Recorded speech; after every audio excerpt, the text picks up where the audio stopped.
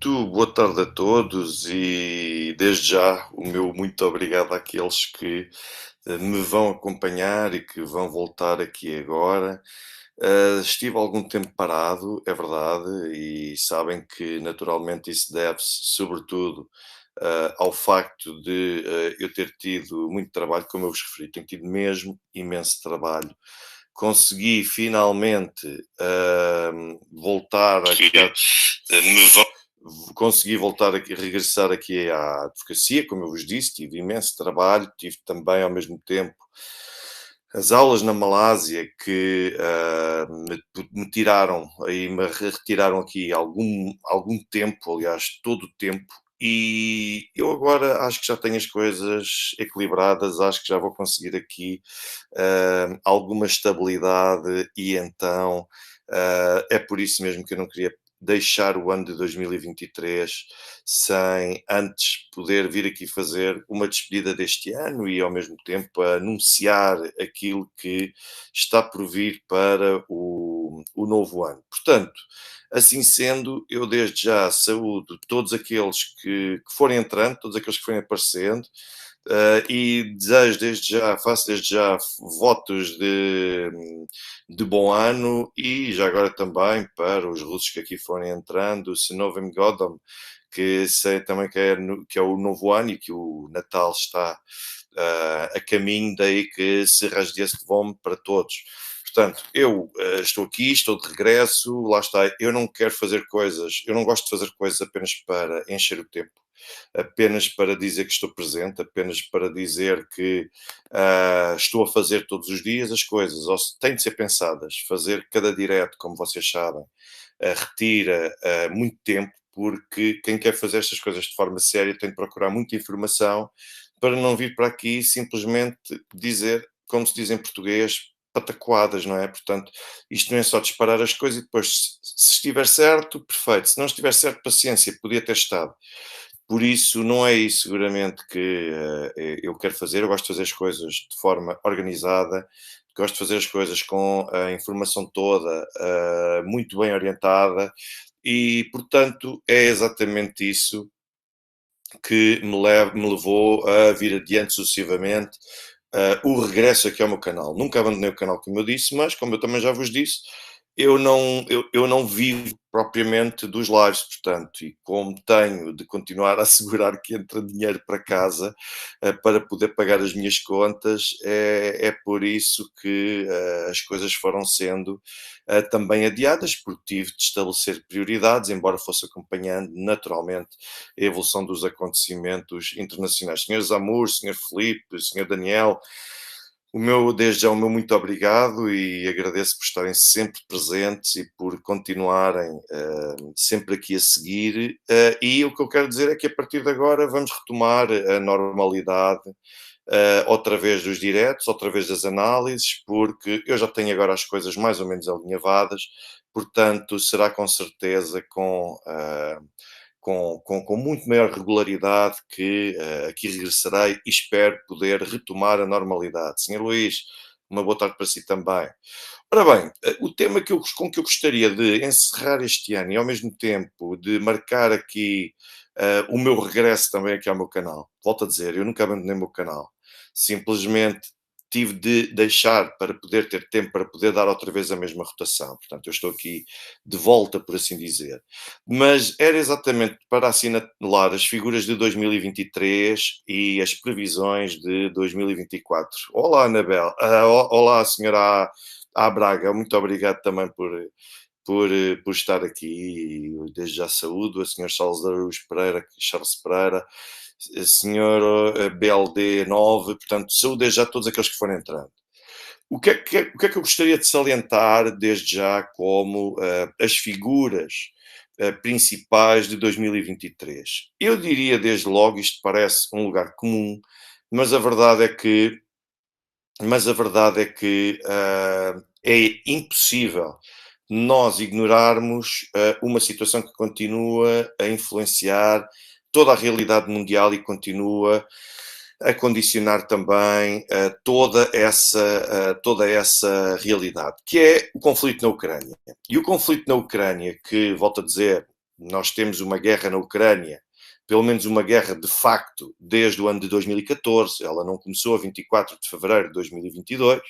Volto a insistir neste aspecto, mas a verdade é que este conflito na Ucrânia uh, foi, sem sombra de dúvida, continua a ser o evento que marcou uma vez mais o ano 2023. Porquê? Por várias razões. Isto traz-nos, desde logo, muito obrigado, Senhor Daniel, pelo contributo e obrigado por tudo, pela confiança também que deixa, pelo contributo e por tudo mais. Mas porque é que não se esqueçam, entretanto, de colocar o gosto no vídeo, pôr o gosto também no canal, para poderem ajudar a estimular e a dinamizar também este mesmo direto. Mas o conflito na Ucrânia teve várias ramificações. Desde logo, continuou a encostar, e o ano de 2023 veio mostrar, relativamente ao conflito na Ucrânia, que os russos não são, afinal, um bando de arruaceiros, como certas e determinadas pessoas e certos ditos especialistas, que muitos anunciam aqui no mercado como sendo especialistas em Rússia. Uh, Muito obrigado também ao Admira Livre Podcast, que esteve a fazer uma incursão pela Rússia, incluindo não só por Moscou, mas também pelo Donbass, portanto, ótimas entradas também para si. Mas a verdade é que houve várias ramificações e todos aqueles que achavam que andaram a vaticinar que os russos não sabem lutar, que os russos não têm equipamento, que os russos não têm armamento, que os russos lutam com pás e baldes. Bom, quer dizer, para quem luta com pás e baldes e para quem tem um presidente com doenças terminais, sinceramente não me parece que se estejam a sair nada mal, porque nós podemos ver ainda que a Marinka, portanto, foi a mais recente conquista, um local estratégico de extrema importância. A Rússia continua a progredir e a avançar no terreno, continua a desgastar também as forças de defesa ucranianas, e uma das provas disso mesmo, se querem perceber quem está a ganhar e quem está a perder, basta verem quanto é que a Rússia recuou em termos territoriais, não recuou, e basta verem quem é que tem perdido muitos mais homens e equipamento, quer dizer, os famosos Leopards, todos os outros armamentos de ponta fornecidos pela NATO, nenhum deles foi suficientemente apto para obrigar a Rússia a recuar em que ponto, qualquer ele que fosse.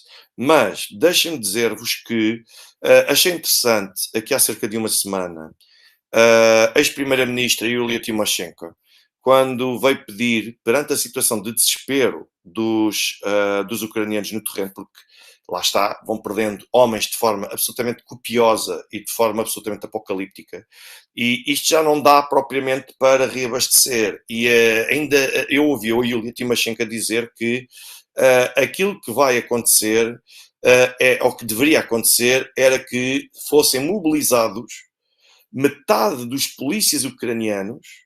Portanto, alguém que está a desencadear operações de policiamento não tem preparação nem treino para Forças Armadas só porque tem prática de pegar em armas, mas isso quer dizer não é preciso ser-se polícia, basta ir-se à Ucrânia, que a esmagadora maioria das pessoas sabem pegar em armas e nem todas por motivos propriamente nobres, mas para que metade do efetivo policial do país seja mobilizado para a linha da frente para dar apoio aos militares. Ora bem, já chegam ao desespero de querer, de se propor que o país deixe de ter segurança interna, que deixemos de ter atividades de policiamento, que deixemos de ter a segurança dos cidadãos no seu dia a dia para poder transferi-los para o combate à Rússia. E isto é mais uma prova cabal do desespero tremendo que se vive, e não é só esse. Eu ainda esta semana também estava a ver, a ouvir as declarações do general Zaluzny, que, como sabem, é uma das figuras de ponta da Ucrânia neste conflito, e é frequentemente apontado como sendo o sucessor de Volodymyr Zelensky na presidência da Ucrânia, mas eu estava a ouvi-lo e ele estava a dizer que há um conjunto de pontos da linha da frente, pontos quentes da linha da frente, em que a prioridade já nem é conquistar terreno, é tentar adiar ao mais possível a progressão dos russos e perder o menor número de homens possível.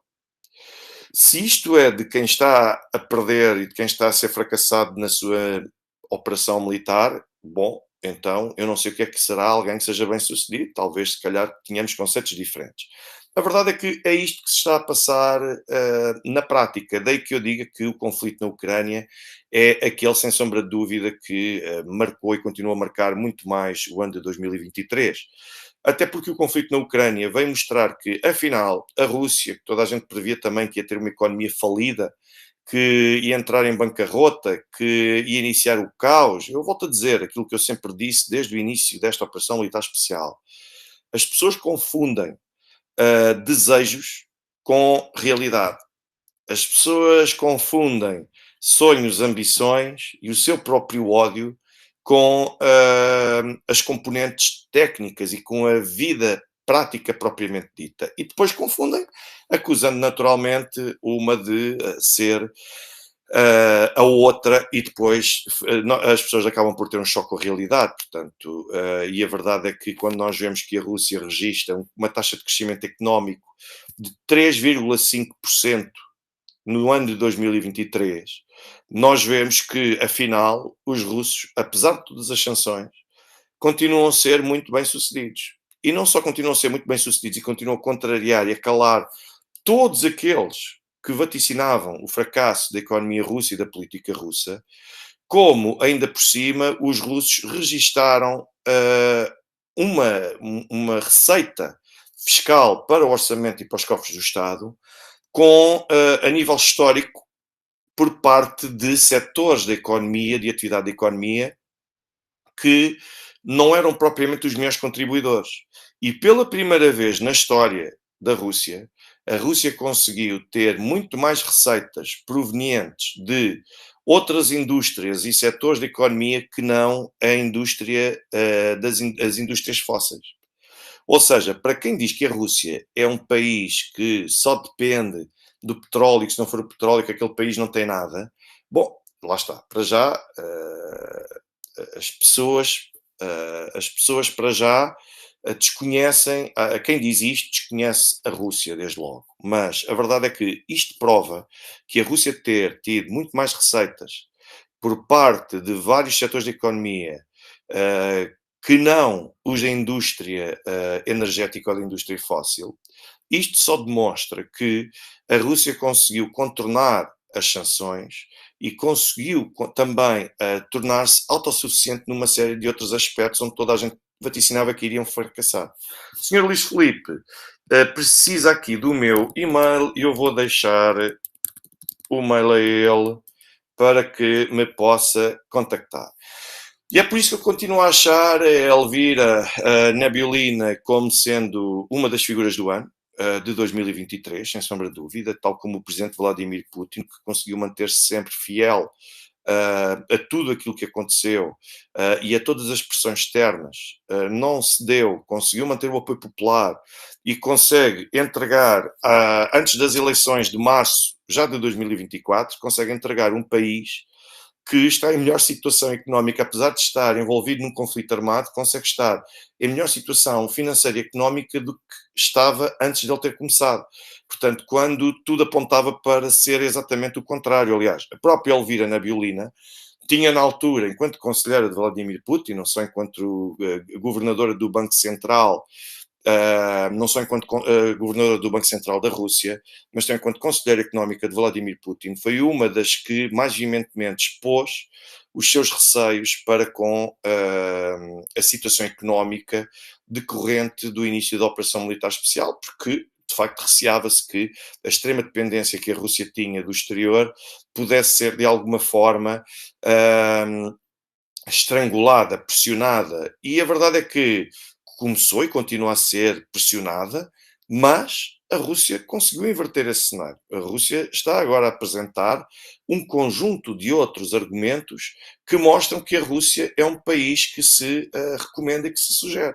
Isto relativamente às figuras positivas do ano. Relativamente, depois nós tivemos também, nós não podemos deixar de assinalar Yevgeny Prigozhin. Acho que continua a ser uma outra figura incontornável do ano 2023, desde logo pela forma como começou a tentar afirmar-se como solução política, ao mesmo tempo que também se começava a apresentar como figura de proa no conflito da Ucrânia, e depois teve aquela morte que ainda está a ser investigada, e para todos aqueles que dizem que foi tudo ensaiado ou que Prigozhin foi sabotado pelo próprio Putin, as pessoas que vão ver quanto tempo é que demora a fazer uma investigação da queda de uma aeronave. Portanto, demora algum tempo, as coisas são complexas, portanto, ainda não há resultados, mas acredito que se saberá em breve, seja lá isso quando for, mas que se saberá em breve, porque estas coisas às vezes são complexas, investigação de acidentes aéreos. Mas isto para vos dizer que Evgeny Prigozhin, sem sombra de dúvida, que é outra figura de proa que acaba por estar aqui na linha da frente e que se destaca, em parte pela positiva, em parte pela negativa. Aquela incursão de 24 de junho foi, a meu ver, totalmente desastrosa, totalmente injustificada e isto acabou por ter consequências. Que foi Putin conseguiu reforçar ainda mais o poder, o apoio e o patrocínio, o poder que acaba por ter no país, conseguiu reforçar a sua liderança e não só conseguiu reforçar a sua liderança, como conseguiu demonstrar ao Ocidente que, afinal, não há propriamente aqui uma divisão, nem há conflito interno no poder político na Rússia. E o Ocidente, por sua vez, acaba por estar, sobretudo com Ursula von der Leyen e com Joe Biden, acabam por ser, a meu ver, as figuras negativas do ano, duas das figuras negativas do ano. Pelas razões mais que óbvias, o presidente Joe Biden é triste e é deprimente continuar a ver aquele homem sair à rua e a falar. Aquele homem teve para já envolvido e continua a estar assombrado pelo escândalo envolvendo Hunter Biden. Portanto, para quem conseguir encontrar aqui algumas semelhanças com o que se passa com Marcelo Rebelo de Sousa e com o Dr. Nuno, poderá encontrar aqui realmente algumas semelhanças. Portanto, estamos a falar de um presidente que abriu a porta e que abriu todo o tipo de tachinhos possíveis para o seu filho respectivo e que depois começa a tentar saltar fora. A diferença é que mesmo Joe Biden continua a afastar-se, continua a assumir, digamos assim, a defesa do seu filho, enquanto por cá temos um cobarde que, assim que começa a situação a apertar, começa a tentar demarcar-se do filho e a deixar o filho sozinho na cova dos leões. Portanto, mas isto diz muito sobre o caráter de cada um, vou deixar para quem quiser que faça a sua interpretação.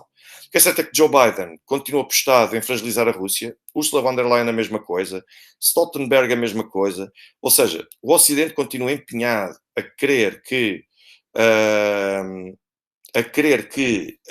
corresse tudo mal para a Rússia, e a verdade é que, contra todas estas previsões, a Rússia continua cada vez mais forte, a Rússia recomenda-se, e não é só Moscou, são um conjunto de outras cidades. Portanto, acho que devemos ficar totalmente fascinados com a forma como a Rússia conseguiu inverter e dar a volta a uma situação de aperto. E não só, é que começam a surgir cada vez mais vozes na comunidade internacional que abertamente vão apoiando a Rússia e vão se desligando do Ocidente. E isto também é muito importante, porque, no fundo, nós chegamos à conclusão que quem está cada vez mais isolado é, e sim, o Ocidente. E por falar em isolamento do Ocidente e por falar também em figuras negativas do ano, por falar em figuras negativas do ano, naturalmente nós não podemos deixar de frisar a questão relacionada com a Palestina. E, sobretudo, tudo aquilo que tem sido feito e a incursão desencadeada por Israel contra a Palestina, a crimes de genocídio, crimes de guerra, crimes contra a humanidade.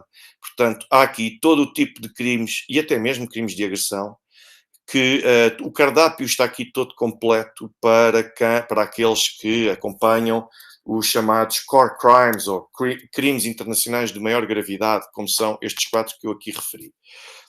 E, naturalmente, Benjamin Netanyahu é uma das figuras negativas do ano, das mais negativas do ano, porque continua, sem esconder, não só ele, mas como todas as pessoas, todos os principais líderes políticos de Israel, que continuam sem qualquer problema para expor e para exibir o seu ódio visceral a tudo o que é árabe e a tudo o que é israelita. E eu volto a dizer, eu sou favorável à teoria, não, à solução dos dois Estados.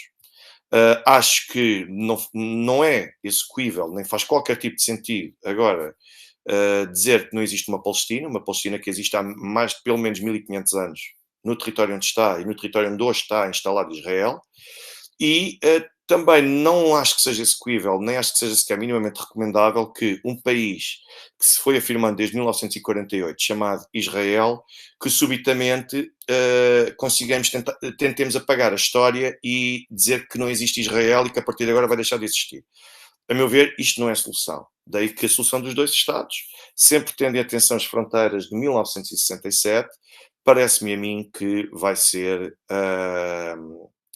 é naturalmente a solução para poder pôr fim a este conflito e para poder pôr fim a um conjunto de outras situações envolvendo este conflito. Portanto, se alguém, aqueles que dizem que o conflito pode escalar para 2024, é assim, eu quero acreditar que não. Naturalmente que a minha bola de cristal não me mostra o cenário daqui a 6 meses ou daqui a um ano, mas a minha bola de cristal não é propriamente cristal, é mais, diria eu, se calhar de porcelana, reúne aqui, congrega um conjunto de elementos que me permitem perceber que não há vontade de Israel em querer avançar para um conflito regional, não tendo qualquer tipo de apoio, porque até os Estados Unidos já começam a ter um apoio para com Israel que começa a ser muito semelhante àquele que tiveram no início para com a Ucrânia e que é, acima de tudo, de não envolvimento direto. Não há vontade dos Estados Unidos em abrir esta frente, logo por parte de Israel, com quem é que Israel vai combater. Esta história de que Israel tem um exército imbatível e forças armadas imbatíveis que vão conseguir destruir qualquer tipo de adversário, bom, já que o por terra, porque nós conseguimos ver neste momento que Gaza ainda continua por conquistar e por ocupar, e na Cisjordânia está tudo muito sossegado e os restantes países da região estão todos a perceber quando é que Israel os vai atrair também para a armadilha da guerra. Por isso é que eu digo que, se tiver de avaliar neste momento, com base nas condições todas que eu tenho, eu diria que é pouco provável que nós venhamos a ter um conflito regional no Médio Oriente que coloque Israel em confronto com as restantes potências. Mas, portanto, isto baseado com os elementos que nós temos hoje, ou seja, que é uma Israel uh, praticamente isolada, e quando não está isolada, está pelo menos com os seus aliados a olharem na grande distância sem a mínima vontade de se envolverem num conflito que pode escalar para efeitos imprevisíveis. Depois, temos ainda uma outra situação que eu gostaria de ressalvar. É que eu vou ter de destacar este ano António Guterres como figura positiva do ano. Muito honestamente, se estamos aqui para criticar, nós também temos de estar aqui para elogiar quando é merecido. E o que nós temos por parte de António Guterres, o que nós tivemos por parte de António Guterres este ano, sobretudo no conflito de Israel e da agressão de Israel na Palestina, foi uma atitude muito positiva. E o que surpreendeu não foi necessariamente a tomada de dores da Palestina, por assim dizer, mas o que mais surpreendeu foi a insistência e a coragem que é preciso para continuar insistentemente a qualificar aquilo que está a acontecer em Gaza e aquilo que começou a acontecer em Gaza por parte de Israel. Ou seja, os adjetivos todos que foram utilizados, as palavras todas que foram sendo utilizadas ao longo do tempo e os mecanismos que foram desencadeados por António Guterres levam-me a que eu tenha de o destacar como uma das figuras positivas do ano, porque todos aqueles que acham que o secretário-geral das Nações Unidas é a rainha de Inglaterra, não é verdade.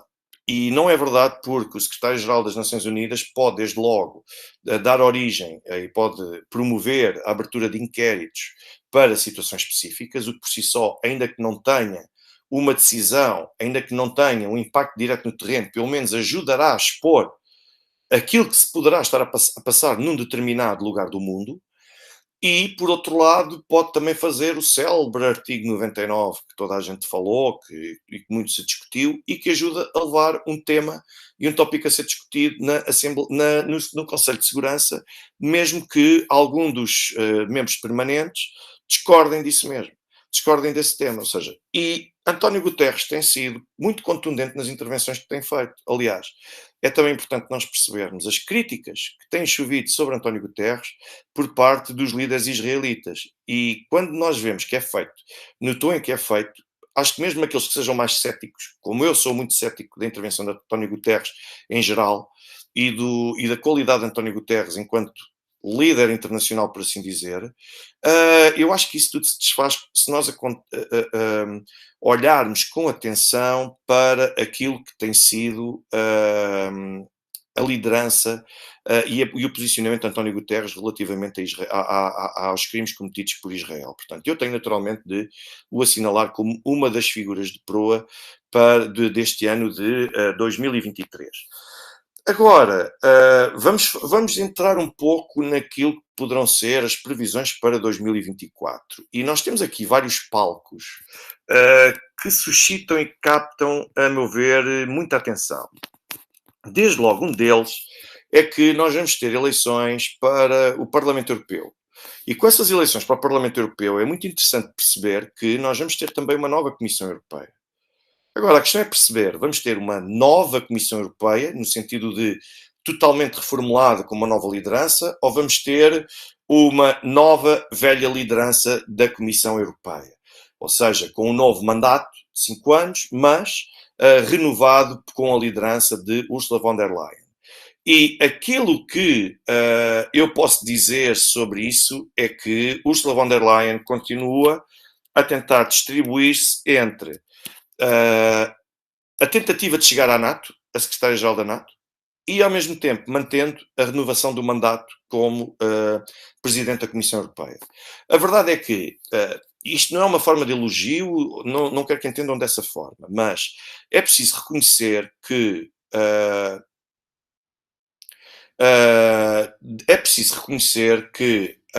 Ursula von der Leyen, para o bem ou para o mal, conseguiu dar à Comissão Europeia um lugar, e ao Presidente da Comissão Europeia, um papel e uma relevância que com Jean-Claude Juncker, por exemplo, ela não tinha tido. Jean-Claude Juncker era um tipo muito mais discreto, tinha presenças, tinha intervenções, mas comparado com Ursula von der Leyen tem tido uma atuação muito mais semelhante àquilo que é um chefe de governo e a tentar influenciar as decisões ao nível do Parlamento Europeu do que propriamente a manter aquele tom meio apagado de Jean-Claude Juncker. E isto, a meu ver, eu acho que é um pouco também para isto que serve o Presidente da Comissão Europeia. É para dar voz, é para ter autonomia, é para estar presente, é para intervir onde se justifica e, para o bem ou para o mal, eu acho que aqui a liderança de Ursula von der Leyen foi bem sucedida porque conseguiu ter um lugar de destaque a nível europeu, como eu não vejo que algum outro líder, algum outro presidente da Comissão Europeia tivesse tido até ao momento. Portanto, o envolvimento é total, o envolvimento é tremendo e acaba por ser dessa forma que Ursula von der Leyen acaba por estar por cima do ponto de vista de quem gosta e quem aprecia este tipo de papel, este tipo de liderança. Agora, eu receio que Ursula von der Leyen possa ser reconduzida a um novo mandato em 2024. Porque muitos não sei se saberão, mas o Presidente da Comissão Europeia é proposto ao Parlamento Europeu e é votado pelo Parlamento Europeu. Se nós tivermos outra vez uma maioria do Partido Popular Europeu, enquanto grupo político que é quem tem a liderança para poder, e se for mais votado, é quem vai escolher o Presidente da Comissão Europeia, eu acredito que estarão então reunidas as condições para que Ursula von der Leyen possa afirmar-se como novamente Presidente da Comissão Europeia. E acredito que Ursula von der Leyen vai continuar a pescar o olho ao cargo de Secretária-Geral da NATO, porque já se tinha vaticinado exatamente essa chegada de Ursula von der Leyen, ela já tinha tentado entre 2022 e 2023, mas não era o tempo. Não era o tempo, entendeu-se que não era o tempo e ela saiu. Esta é uma das questões. Um outro aspecto que eu acho importantíssimo são as eleições presidenciais na Rússia. As eleições presidenciais na Rússia vão ter um aspecto muito positivo e muito interessante, que será o de perceber qual será o tipo de maioria com que Vladimir Putin poderá ganhar as eleições. Eu acredito que não é possível, não há concorrência possível para Vladimir Putin, portanto, é de facto o líder que tem tido um carisma sem igual, é o líder que está a entregar uma Rússia melhor do que aquela que recebeu em mãos, E depois há um outro aspecto muito curioso, é que com as eleições presidenciais é muito interessante perceber quem é que poderá vir a ser o futuro primeiro-ministro da Rússia. Nós temos neste momento Mikhail Mishustin, mas começam a ouvir-se as vozes para que chegue à liderança do governo Sergei Sobyanin, o autarca, o edil de Moscovo. Tem feito um trabalho excepcional em Moscovo. Quem tem visto Moscovo nos últimos anos percebe e sabe aquilo que eu estou a dizer. Sergei Sobyanin tem sabido gerir e tem sabido modernizar a cidade, desenvolvê-la e entregar aos moscovitas uma cidade em muito melhores condições do que aquela que recebeu quando chegou, e em pouco tempo, e é um indivíduo que tem um ar mais leve, mais suave, até porque é muito importante nós percebermos quem é que será, primeiro, quem é primeiro-ministro na Rússia, porque em caso de destituição ou morte do presidente da Rússia, é o primeiro-ministro que interinamente assume o cargo de presidente da República da Federação Russa. Ou seja, é o primeiro-ministro que assume esse papel de líder máximo da Federação Russa. E é muito importante perceber que quem está em substituição de Vladimir Putin seja alguém que de facto consiga dar continuidade àquilo que é a sua obra. E Sergei Sobyanin parece-me que é uma personalidade que tem uma tremenda visibilidade e tem muito boa fama, mas pronto. Isto relativamente à Rússia. Outro aspecto da Rússia que eu achava muito importante também destacar aqui, assinalar, é perceber qual vai ser a taxa de crescimento económico da Rússia em 2024 e qual é que poderá ser a flutuação que o rublo poderá conhecer no ano de 2024. Depois, temos um outro cenário muito interessante na Ucrânia, que é o de perceber se Zelensky vai chegar a 31 de dezembro de 2024, continuando a ser presidente da Ucrânia. Porque lá está, fala-se muito de que o famoso general ucraniano que poderá chegar à liderança e tem sido pedido que ele assuma um pouco a figura de vir a ser o presidente que substitui Volodymyr Zelensky e, ao mesmo tempo, é importante também frisar que há aqui uma certa tentativa de querer replicar aquilo que aconteceu com Dwight Eisenhower nos anos 50 nos Estados Unidos com aquilo que está acontecendo na Ucrânia. Ou seja, como Dwight Eisenhower foi um dos grandes responsáveis do lado ocidental pela vitória na Segunda Guerra Mundial, do lado ocidental, então ele tinha uma popularidade tão grande, tão grande, tão grande, tão grande, que acabou por concorrer às eleições e, como todos sabem, venceu essas mesmas eleições. E aquilo que se está a querer fazer aqui é querer criar, aproveitar também um líder, um general ucraniano, para poder vir a assumir a presidência da Ucrânia como se fosse uma forma de poder dar uma injeção de moral a todos os ucranianos e também à comunidade ocidental. Qual é que é o grande problema disto tudo? O grande problema disto tudo é que a Ucrânia não está a ganhar. A Ucrânia não está a ganhar rigorosamente nada. A Ucrânia não tem nada para apresentar de vitória ou que possa ter sido bem sucedida. Portanto, tentar repetir aquilo que já se tinha passado com Dwight Eisenhower, a meu ver, tem tudo para correr mal na Ucrânia. E é por isso que vai ser interessante perceber até que ponto é que Vitaly Klitschko, o pugilista que combate e que combatia e que é o presidente da Câmara de Kiev e que recebeu a chave de ouro da cidade de Lisboa, a chave da cidade de Lisboa por parte de Carlos Moedas. Vitaly Klitschko continua a ser a eterna aposta da Alemanha. Já era no Euromaidan. Muito Angela Merkel tentou que fosse ele a ser o primeiro-ministro em vez do grande cavalo, digamos assim, de que era dos Estados Unidos, que era o Arseny Yatsenyuk.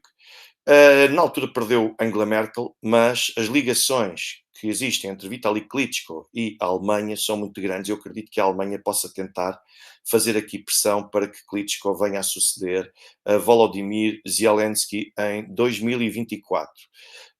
E é por isso também que para a Ucrânia não é possível vaticinar algum tipo de futuro que possa ser melhor do que aquele que tem agora. Pelo contrário, Vamos ver até quando é que vai a resistência ucraniana, quanto mais tempo é que o Ocidente vai ter à sua disposição para poder pressionar, continuar a manter a Rússia sob pressão.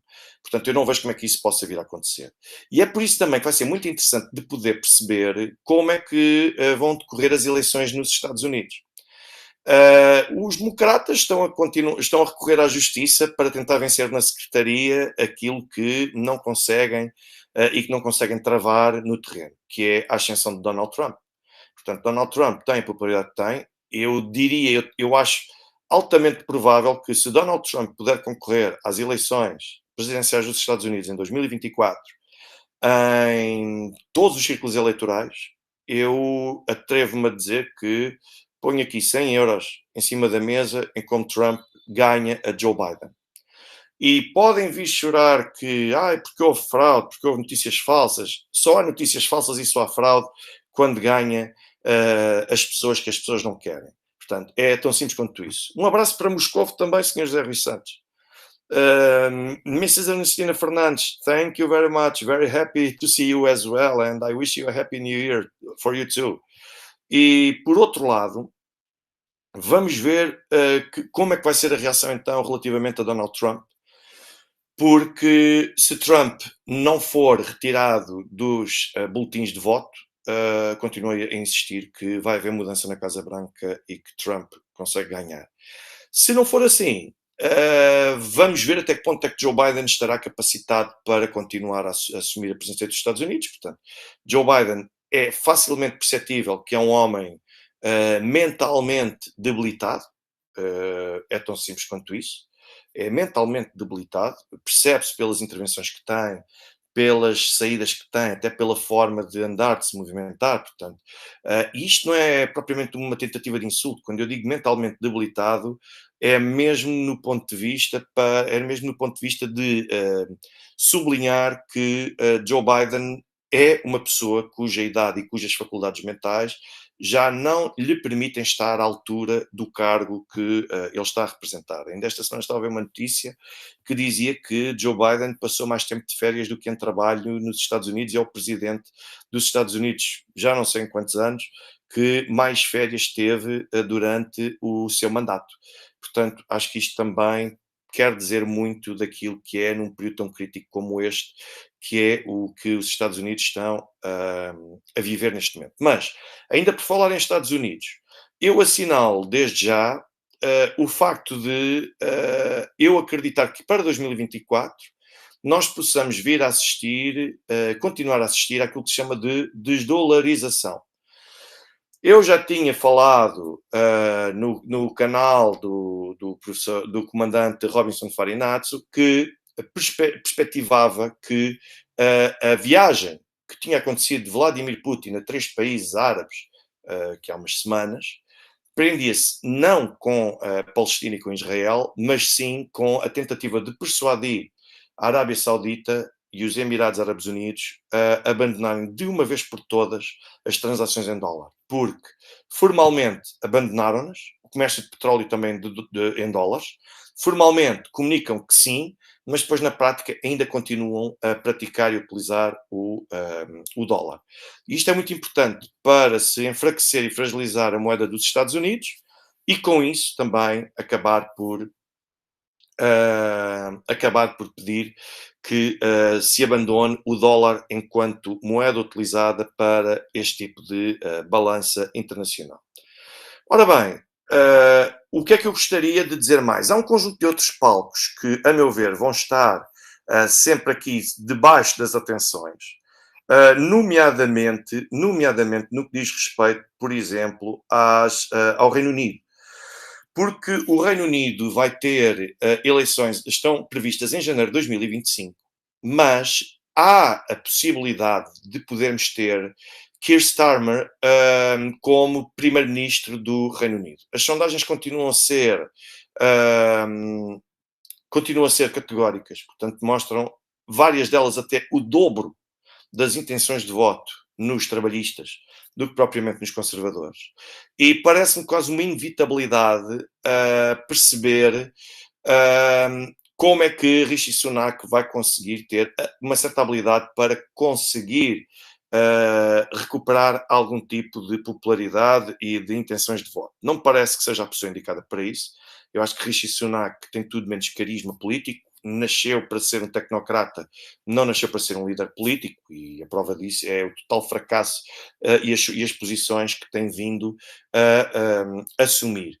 Depois temos ainda também as eleições no Taiwan, que nós vamos ter eleições presidenciais no Taiwan, e que em janeiro, vamos ter já em janeiro eleições no Taiwan, e que é muito interessante para nós percebermos como é que a China poderá reagir se houver algum tipo de mudança política no Taiwan. E eu diria que a China não se sentirá tentada a intervir, porque o próprio Taiwan continua, eles são rebeldes, entre aspas, rebeldes não no sentido de combaterem com armas, mas no sentido de serem, de se oporem ao poder dominante, mas não são parvos. E uma coisa é dizer que se é contra uma determinada corrente política, contra uma determinada liderança, querer impor mudanças, e outra coisa completamente diferente é desafiar a China de frente e desafiar Xi Jinping de frente e avançar com algum tipo de ousadia, campanha, ou uma campanha mais arrojada relativamente a Taiwan. Portanto, eu não acredito que isso possa vir a acontecer algum tipo de atuação ou de mudança de política de tal forma significativa ao ponto de colocar na China a percepção de que tem de intervir para travar algum tipo de rebelião. Acho pouco provável que possa acontecer, mas lá está. Às vezes há surpresas e há um conjunto de fatores que nós não conseguimos dominar. Depois ter também eleições na África do Sul, que é muito interessante, porque o presidente Cyril Ramaphosa, portanto, eles em 2019 tiveram, o ANC de Cyril Ramaphosa teve 57,5%, o ANC está na liderança, tem maioria absoluta, portanto, no Parlamento.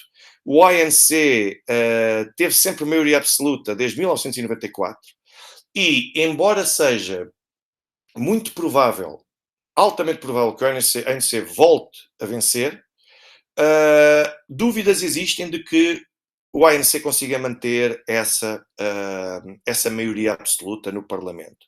Portanto, vamos ver.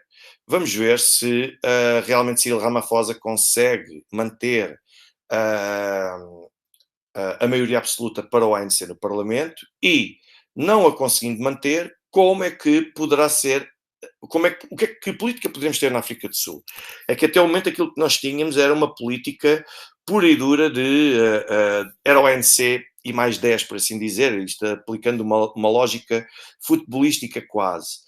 Portanto, muito obrigado também à senhora Maria Simões por estar a desejar pelos desejos. Muito obrigado por isso tudo. Um forte abraço.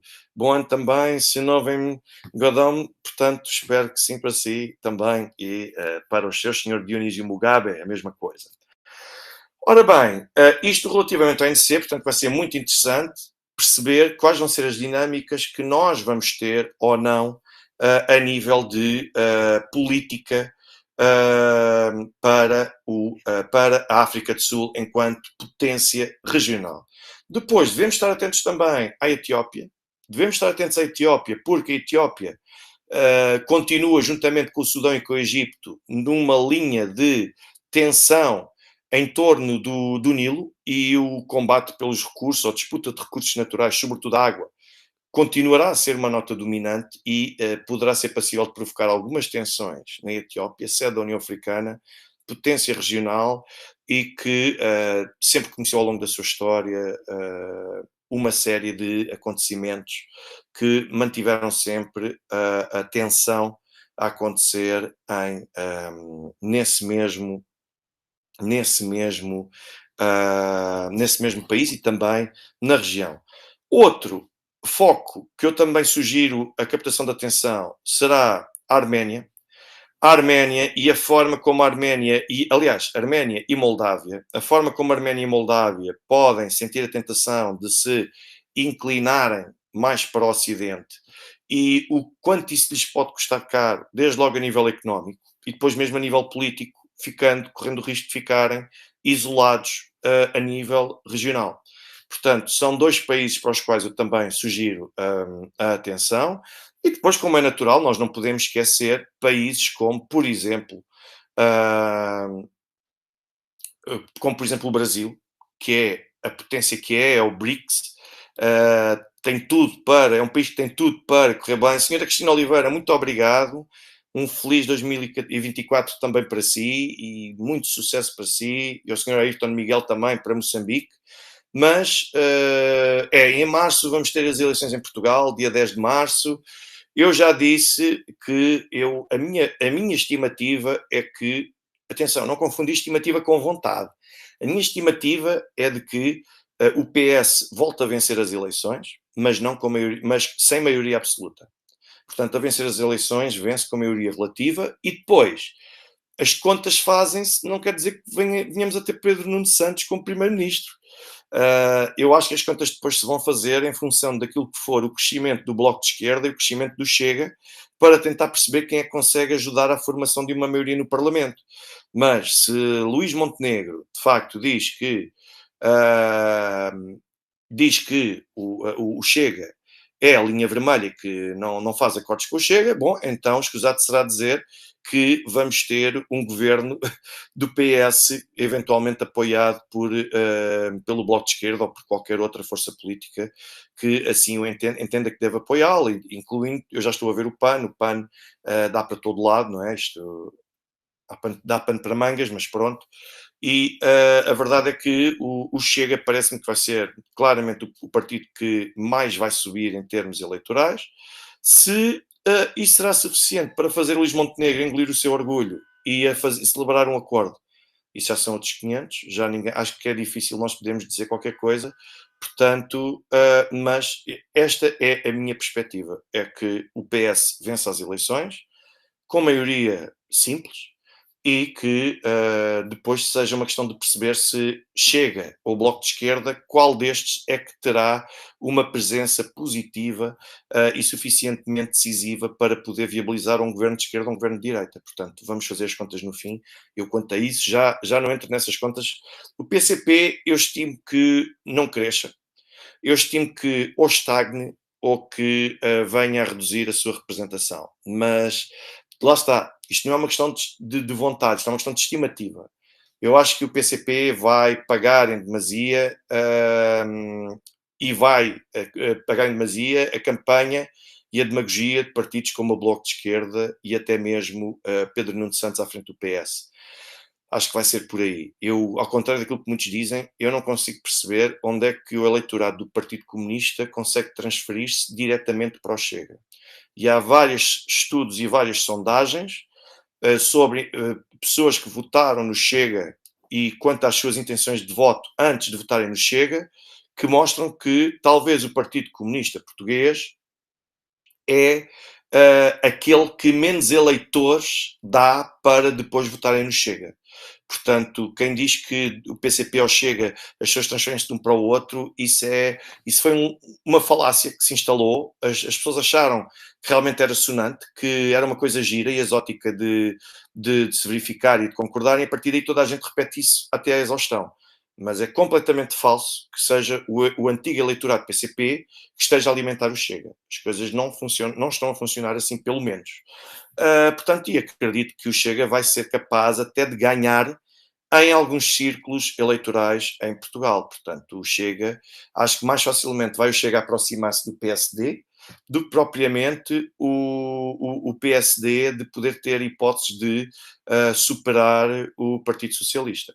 Isto quanto às minhas estimativas e à minha análise para 2024. Ora bem, o que é que eu vos quero dizer a partir de agora?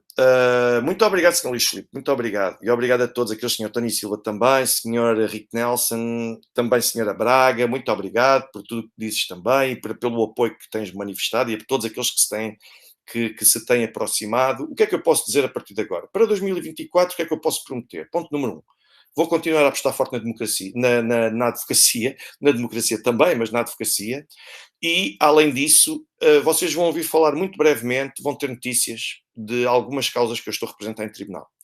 Porque eu estou a representar várias pessoas de nacionalidade russa que estão a ser discriminadas, totalmente discriminadas, apenas por serem russas. Cada um na sua situação. Uh, e eu estou a representá-las e vamos começar a ter decisões já no início, já no arranque de 2024.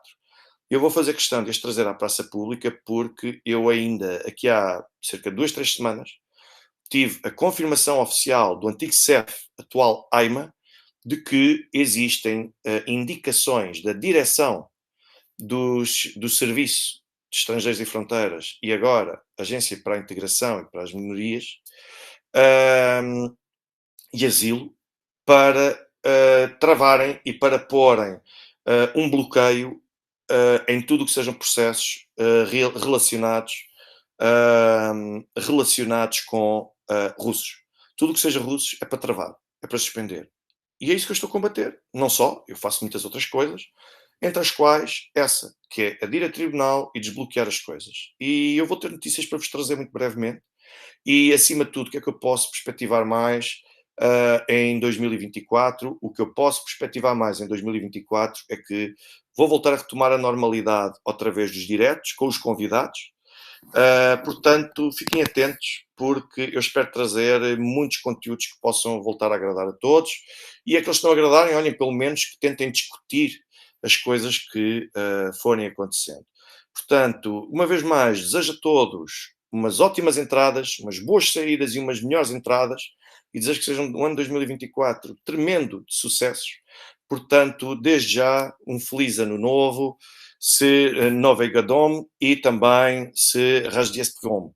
Portanto, para aqueles russos que vão ainda celebrar Natal no próximo dia 7 para os ortodoxos e que não foram vendidos como Volodymyr Zelensky e decidiram alterar uma data tão importante no calendário só para renegar a sua herança russa que têm e a sua herança ortodoxa. Portanto, uma vez mais, o meu muito obrigado a todos e envio para vocês o meu forte abraço. Até uma próxima.